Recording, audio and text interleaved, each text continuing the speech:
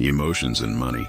Yet they're naturally contradictory. If you go after money, yet you'll never find true love. But if you find true love, yet you'll surely have no money. That's exactly what an old saying from Henan means. You can't have both brotherhood and wealth. But as a mature man, yet you must stay true to yourself when facing temptation. I got die yesterday. Got me. I saw a very interesting piece of news. It said that old Trump might have been tricked. And that really amused me for quite a while. We're just watching the drama for fun here.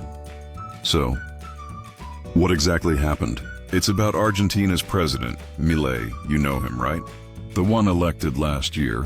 He claimed he hadn't shown his face for decades and waved a chainsaw during speeches. They even call him the Trump of South America. Yeah, that guy. He stabbed Trump. And what does that mean? In foreign contexts, being stabbed means being betrayed or secretly set up. So what exactly happened? Yet it actually has something to do with us. Recently, Milei's government introduced major export tax reduction policies in Argentina.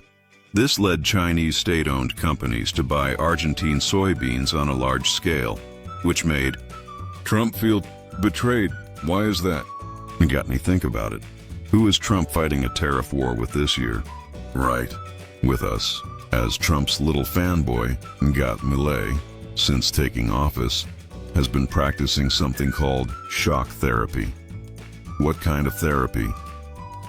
Basically, beating his own economy to death. That's what shock means, putting yourself in danger to survive afterward. Fiscal tightening. Temporarily raising import-export taxes, strangling the national currency's exchange rate. He even cut interest rates, reducing government intervention in the market. Let it be, whatever happens. If it fails, go bankrupt. And regarding import-export trade, yet he even amended the customs law, abolished the registration system. Sell whatever, we don't care. As long as you pay, that's the so-called shock therapy. Sounds quite professional, doesn't it? Nigatne, but in plain Henan dialect, it just means treating a dead horse like a living one, right? Since there's no other way, and the economy's bad, might as well smash everything and start over.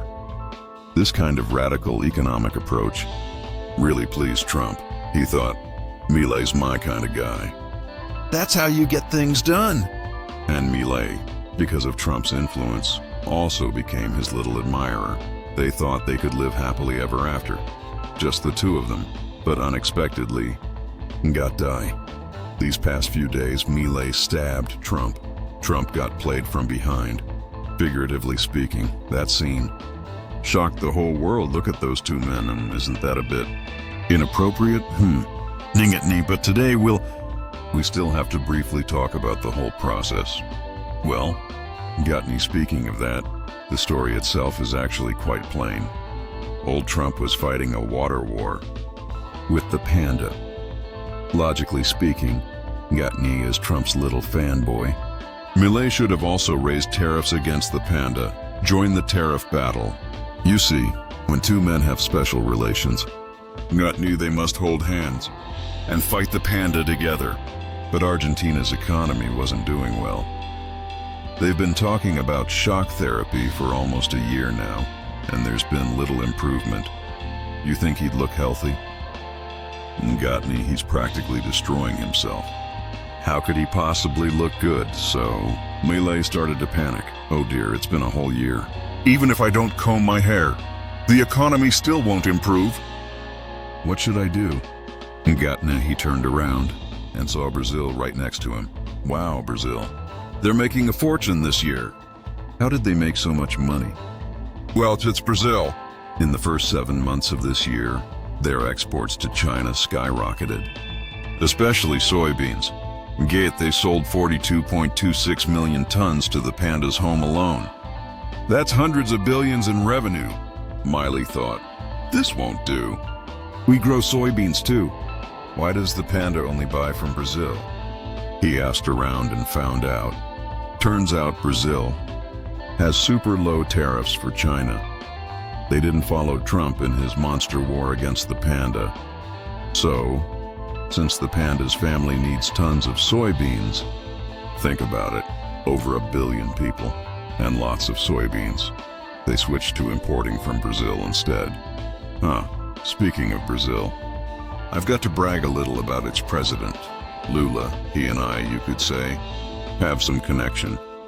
He was the cover person on the same issue of People's Daily Global Weekly that I appeared in. So yeah, we've got a bit of a connection, though he doesn't know it, of course. If he did, he'd be thrilled. Anyway, Brazil made a fortune this year selling soybeans, and Argentina just couldn't stand it anymore. You see, countries are like people. Jealousy works the same way. If you're poor, they laugh at you. If you're rich, they get angry. Why should you get rich? You can sell soybeans. Our soybeans are just as good as yours. Why doesn't the panda buy from us? So Milei got furious. Then a military advisor nearby came up and said to him, "Your Majesty, this isn't the panda's fault." Milei was stunned. "Why not?" The advisor said, "You see, the panda used to buy soybeans only from Big Beautiful America. But why isn't it buying from Big Beautiful this year? It's been 7 or 8 months now, and it said the panda hasn't bought a single soybean from the US this year. Why is that?" Milei scratched his head and wondered, why? Then the advisor said, "Because the panda and Big Pretty are fighting a relationship war right now. So the panda's countering Big Pretty. It won't sell them even a single soybean." But Brazil is clever. It didn't follow Big Pretty into the tariff war. Instead, it sided with the panda. Its tariffs are very low, so naturally the panda bought soybeans from Brazil instead. Your Majesty, think about it. We've been tagging along behind Big Pretty, adding tariffs too. You really think the panda would buy our soybeans? Milei froze. Oh, so that's why. If you hadn't brought it up, I wouldn't even have known. How about we just stop collecting tariffs then? The advisor's eyes nearly popped out. Your Majesty, you have ties with old Trump. You two were hand in hand. How can you just cancel tariffs like that? How will you explain this to old Trump? Didn't he just publicly support you days ago? And now you're dropping tariffs? The next time you two meet, old man suddenly lowered his head. You're right. Love and money are natural enemies. If you chase money, you'll never find true love. And if you find true love, you'll end up broke. As the old Henan saying goes, you can't have both brotherhood and money. But as a mature man, when facing temptation, you must stay true to yourself. So Milei slapped his thigh and said, "Let's put feelings aside. Making money comes first. You know that old poem, life is precious. Love is even more valuable. But for the sake of money, both can be thrown away. Pass on my order. From today, abolish soybean and grain export taxes." Brazil's export taxes are low, right? Then we'll drop ours straight to zero. No tariffs at all. The advisor broke into a sweat. Your Majesty, that's too radical. At least collect something. Milei waved him off. What do you know? This is called a grabbing business. It's not just about money. You must see who our rival is. It's Brazil. Just mentioning them makes me mad. How many World Cups have there been? They've always been our rival. These past years, we've fallen behind. We can't beat them in football. And now we're losing in soybeans too? How can we live that down? We must fight for business. So stop talking. Pass down my order. Execute immediately. Effective today. That day when it was September 23rd. As soon as the news broke out, boom, the entire soybean futures market exploded. When the companies in Panda Land saw this, they thought, wow, Argentina canceled tariffs? Then we'd better grab the cheap ones, fast. So from September 23rd until today, just 3 days, at least 10 ships of Argentine soybeans have been ordered. Around 650,000 tons. But remember, these figures lag a bit. They only reflect the first 24 hours after Argentina's announcement. So by today, how many orders Panda has placed in total, no one really knows. But surely, a lot. Think about it. After this move, the beautiful country went mad. They shouted, "You sneaky bastard! You're stabbing us in the back. And now, word's out that the beautiful country is urging Argentina to stop canceling export taxes on soybeans. But judging from the current situation, Argentina shows no sign of backing down. In fact, they even said this zero export tax policy on soybeans will continue, at least until October 31st, 2025, or until we've exported $7 billion worth. Let's fill our pockets first. The beautiful country is furious now. Finance Minister Vicente complained, "We've been financially supporting Argentina, helping to stabilize their economy, and this is how they repay us? That's pure ingratitude. But in the long run, there's not much the beautiful country can do. Why? Because their position in South America is already shaky. They've fallen out with Brazil. Stationed troops in Venezuela, and over a month has passed. They can't fight, but they can't retreat either." Speaking of Venezuela, let's digress a bit. Remember what I said a few episodes ago about Venezuela? I said it clearly. If they act wisely, and there'll be no war.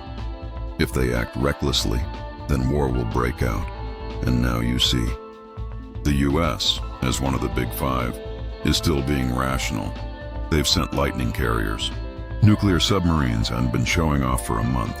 And now it seems they won't actually fight, see? That's the thing about our show. We tell it like it is. All right, enough bragging. Let's continue. Across South America, the beautiful country can't afford to offend everyone. Otherwise, its own backyard will be in chaos. So recently, Republican Congressman Zulfiye Dochak said, "Our soybean trade today is a bitter fruit, hard to swallow." See how poetic that sounds? A bitter fruit, hard to swallow. And why did he say that? Clearly, there's a hidden message behind those words. As the Chinese saying goes, every cause has its consequence. You are the cause, and I'm the consequence. So, since we're tasting the bitter fruit, where did the seed come from? Next, let's briefly talk about this seed. Let's elevate the topic a bit. When it comes to the China-US soybean trade war, we have to go back in time, all the way back to the late Ming Dynasty. Some might say that's 300 years ago, but no problem, we'll keep it brief. Let's try not to stray from the topic. Speaking of soybeans, their origin is actually right here, in China. Don't be fooled by modern America. Yes, they grow tons of soybeans, and they're the world's top soybean exporter. But that's not where soybeans originated. Their roots are here, in China. This statement is beyond dispute. In ancient China, when people talked about the 5 grains, they meant the 5 staple crops. When someone didn't know the 5 grains, it meant they were lazy and clueless. So, what are the 5 grains? They are shu, ji, mai, su, and ma. Those are the ancient 5 grains, not rice, potatoes, or corn. Some might hear that and go, what are those? What's shu, ji, mai, and su? Well, at least I recognize mai, and that's wheat, right? Exactly right. There are 2 kinds of wheat, barley and regular wheat. As for shu, that means millet, which you rarely see nowadays, but it tastes great, sticky and fragrant. It's one of our ancestors' staples. There's even a line in the Book of Songs, "The sorrow of losing millet." What does that mean? It means when a country falls, and people flee famine for years without tasting millet again. They long for it deeply. That's the sorrow of lost millet. Next is jai, the same G as in design. What's that? It's another kind of millet, sometimes called small millet, definitely native to China. In ancient times, people said, rivers and millet define the nation, meaning that as long as there's grain, the state will stand strong. That's why millet was called the king of grains. Third, wheat, both barley and regular wheat, became flour. The fourth is shu, which, no, has nothing to do with your father's younger brother. Here, shu refers to the bean family. Ancient Chinese already ate beans. Why beans? Because they're packed with protein. From a nutritional perspective, a diet of only carbs leads to stunted growth and eventually malnutrition. So people need protein. And where does protein come from? The best source, of course, is meat. Meat, eggs, and milk. Exactly those. But in ancient times, only nomadic tribes or hunters could easily get meat, eggs, and milk. They were the ones who had access to it. For agricultural civilizations, it was really hard to eat meat, but they still needed protein, right? So what to do? They could only eat beans. The protein content in soybeans can reach more than 30%. So that became the main source of plant protein. And then, the last one was ma, that is, the seed of ma, also called mazi. It has nothing to do with horses. It was one of the staple foods for poor people in ancient China. But later on, because it tasted bad and had little nutritional value, it was gradually eliminated. However, in the oldest records, it was still listed as one of the 5 grains. You see, China's history is long, so among the 5 grains, soybeans were included. Later, when the Ming dynasty fell, the Qing dynasty began. In the mid-Qianlong period, around 1765, soybeans were introduced from China to Georgia in the US for trial planting. That's right, the Americans stole our seeds. They started growing them in Georgia at that time. There was no intellectual property, right? If you could plant, you just planted? But the Americans didn't like soybeans, and the yield was low. So by 1907, the total planting area in the US was only 50,000 acres. Not much at all. At that time, Americans mainly planted corn. Corn was native to the Americas, so of course, it grew better there. But then came World War II. Japan once cut off America's maritime supply lines, causing soybean imports to be interrupted. So the US had to expand domestic soybean cultivation. After World War II, talent from all over the world poured into America, and with that influx, technology exploded. Once the talent came, innovation followed. So in the US, they developed something called the extraction technique. What is that, you ask? Simply put, it means extracting oil from soybeans, what we now call cold pressing. This greatly increased the oil yield, and soybean oil began to sell like crazy. After pressing out the oil, the leftover soybean cake was used as animal feed. You see, that leftover meal, called dupo, still contains more than 30% protein. As I mentioned earlier, feeding that to pigs, cows, or horses made them grow strong and healthy. It became great feed, naturally. Livestock grew faster. As a result, meat prices dropped too. And that's how an entire industry chain was formed. During and after World War II, America's soybean production skyrocketed. If you've seen old movies, you'll know what I mean. What did poor people eat in America? They ate beans. In those old black and white films, you'd see African Americans eating beans every day. Why was eating beans considered a poor man's thing? Because cattle and horses also ate beans. The leftover bean meal, that is.